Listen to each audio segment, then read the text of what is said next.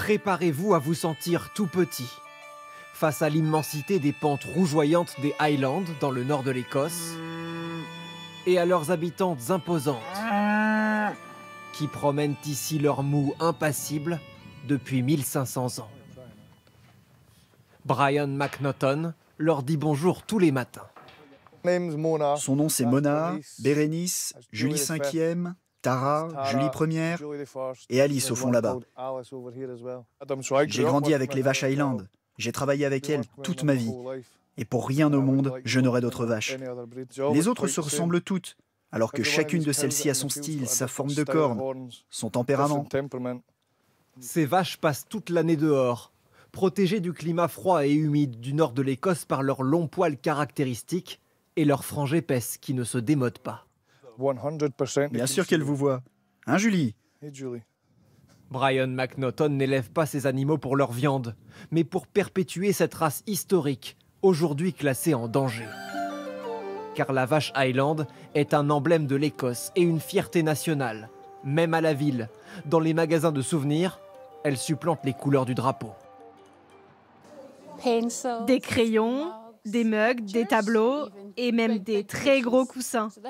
Lui, on l'appelle Donald et il se vend vraiment très bien.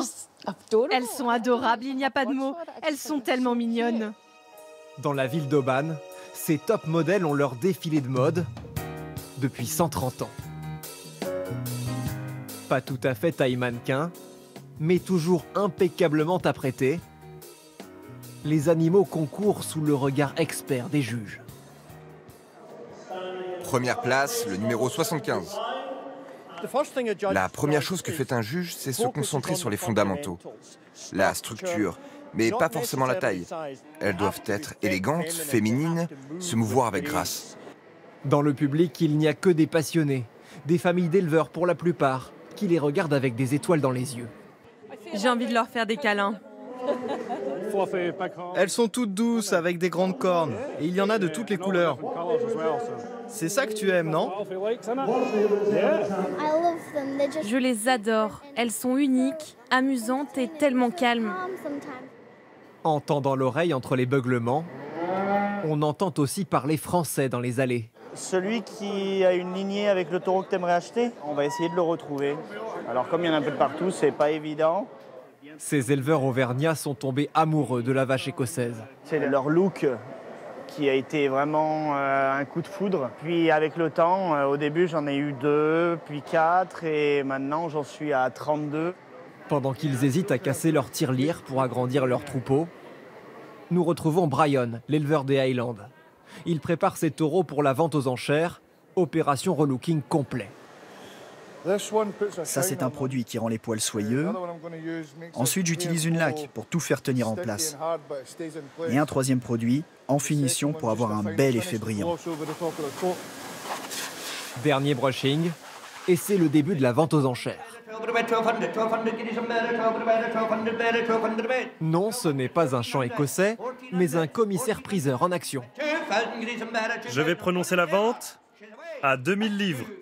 Que Dieu m'en soit témoin. Ah, c'est un show, hein. Ah, il fait de la batterie, là. Il anime l'orchestre et il fait de son mieux pour que les gens dépensent de l'argent. Ouais, il motive les gens, il les chauffe un peu. Les Français, eux, passeront leur tour, laissant enchérir les éleveurs écossais à l'œil expert, parmi lesquels des investisseurs prêts à payer 25 000 € pour un taureau. Le jeune mâle de Brian McNaughton, lui, partira à 2200 €, juste assez pour couvrir ses frais. C'est un soulagement, même si j'espérais un peu plus. Mais il part pour une bonne ferme, donc je suis content pour lui. Sitôt la vente terminée, ces animaux regagneront leur pâturage, que les Écossais décrivent modestement comme les plus beaux du monde.